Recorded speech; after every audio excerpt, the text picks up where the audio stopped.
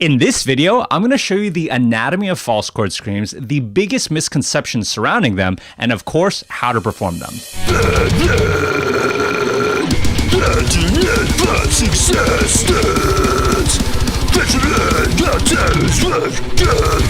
So let's first talk about the anatomy of false chord screams.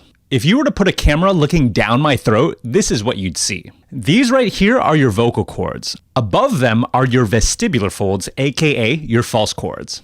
During a false chord scream, you want to be able to make these false chords flap around. It's possible to alter this sound by engaging what are called your arytenoids to make a grosser and more guttural sound. It's also possible to take this flapping false chord distortion and combine it with fry distortion to create what's called a hybrid scream.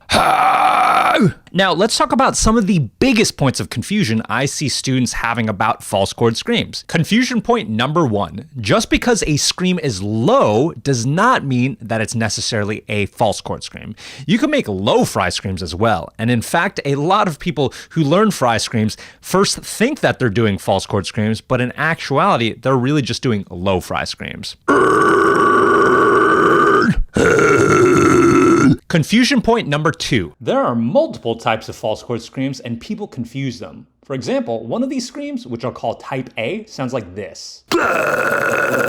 Another one, let's call it type B, sounds more like this. And to a lot of people, they sound pretty similar, which is why it can get confusing. So let's dive deeper. Let's first talk about type A. When you do this type of scream, you'll feel the vibrations more in the front of your throat and it kind of attached to the base of your tongue. You'll also feel vibrations in the back wall of your throat as well as your soft palate.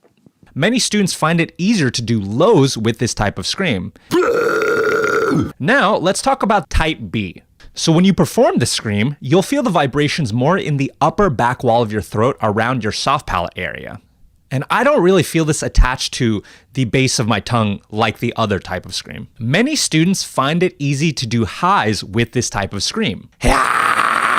So this is pretty controversial, but the type B scream is potentially not a real false chord scream. However, there are use cases for it, and it can still sound pretty sick.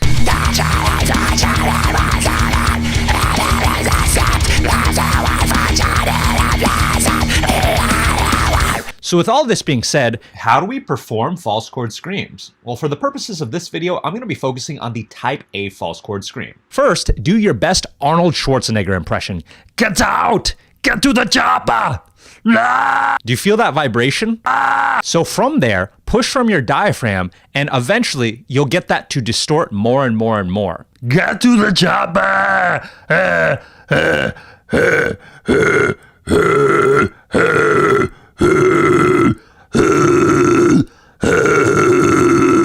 You can also use a little bit of your voice to make it sound more tough and give it more of a human edge.